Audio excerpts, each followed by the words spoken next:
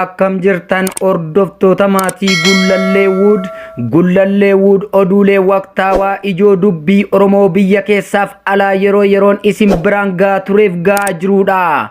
Kanneen maatii Gullallee Wood in ta'in gamanumaan like, share, subscribe gochuun nu hordofaa.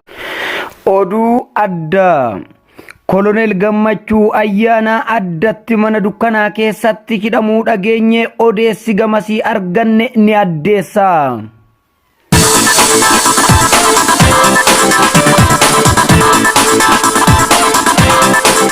Mana hidhaa kan ture dargaggoo Obsaa Abdiisaa hiikame.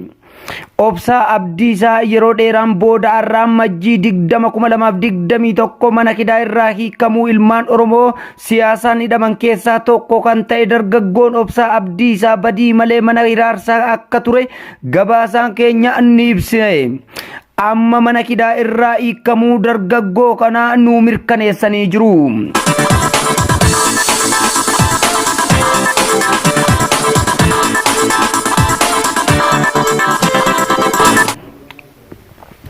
Abbaa Torbee Naqamtee Tankaarfii Abbaa Torbee magaalaa Naqamtee hojii geggeessaa ganda duwwaa lamaatti dhiisii dhaga'uu kan dide maqaan isaa Daawit Biraasaa ganda duwwaa afuritti rasaasa Abbaa Torbeen of duuba deebii kan hin qabneen biyyootti firoomeera hin barbaadinaa tikkeettii muratee jira.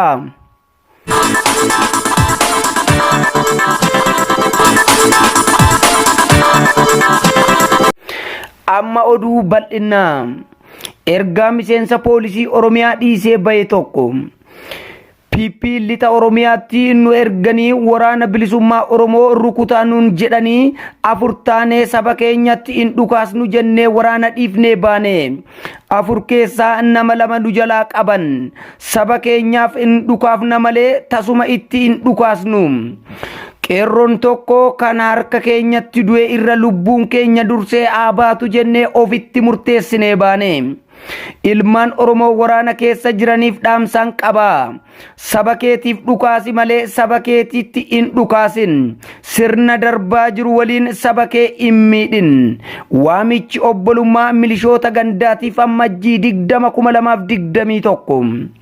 Akkuma kanaan dura isaan beeksisaa turretti nuti waraanni bilisummaa Oromoo qaamota Oromoo ta'aniin alagaadhaaf qawwee baataa jiran kamiifuu waamicha obbolummaa yeroo dheeraadhaan ni taasisnaafi.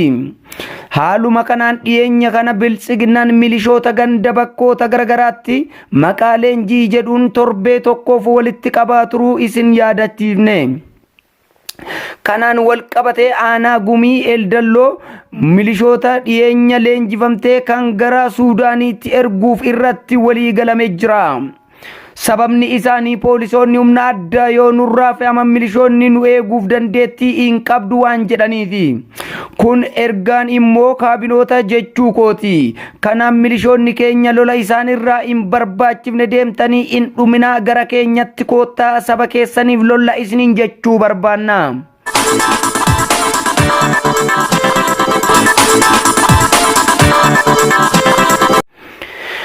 Odeessaa Somaaliyaa Puutlaand irraa nu ga'e. Soomaaliyaan naannoo Puutlaand magaalaa Galkaayyootti hiriira mormiitu adeemsifamaa jira. Mootummaan ijoollee isaanii kanneen sabaan leenjii waraanaatiin sobaan Eertiriyaa erganii waraana Eertiriyaa wajjin gara Tigraay dhufaniin waraana TPLF'n Tigraay keessatti irbaata rasaasaa ta'aniif bikka hundatti mormii geggeessaa jiran. Godina Harargee Bahaa aanaa Cinaaksanitti humni hidhattoota milishaa PP fi kaabinoonni aanaa kana wal ta'uun qawwee fi uleen uummata nagaan doorsisuu hiraara balaaleffannaa woboo irratti baasuuf yaaltus akka isaan yaadanitti hin milkoofne. Oduu injifannoo waraana bilisummaa Oromoo woboo zoonii kibbaa Cibbirraa Soddon Booroo Buttaa Liiban waraana goolessituu Oromoof Oromiyaa kan ta'e warreen maqaa humna addaa jedhuun of waamu. kan ummata Oromoo Gujii Aanaa Gumii Eldalloo magaalaa Bulbul qubatanii mana ummata nagaa barbadeessaa saamaa hidhaa akkasumas ajjeesuudhaan beekaman irratti yeroo garagaraa magaalaa Bulbulaa akkasumas iddoo addaa Yaaboo Tukkee jedhamutti Buttaalaatuu Liiban akka gadamsaatti ari'aa jira. Kophee uffata guutuu baafatte akka bosonuu fiigaa jirti. Oduu bal'inaa booda walitti deebina. Abbaan dhugaa yoomiyyuu injifataadha. Oduu injifannoo waraana bilisummaa Oromoo Woboo Zoonii Kibbaa Cibbirraa Soddon Booroo Buttaalaatuu Liiban waraana goolessituu Oromoof Oromiyaa kan ta'e warreen maqaa humna addaa jedhuun of yaamu.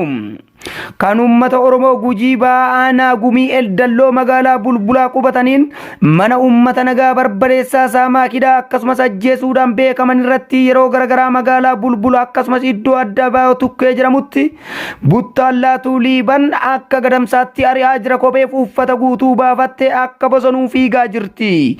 Oduu bal'inaa booda walitti deebina. Hordoftoota keenya oduulee waqtaawaa wal duraa duubaan biyya keessaaf alaa kan isin biraan geenyu gullallee udirra like share subscribe gochuun maatii ta'a.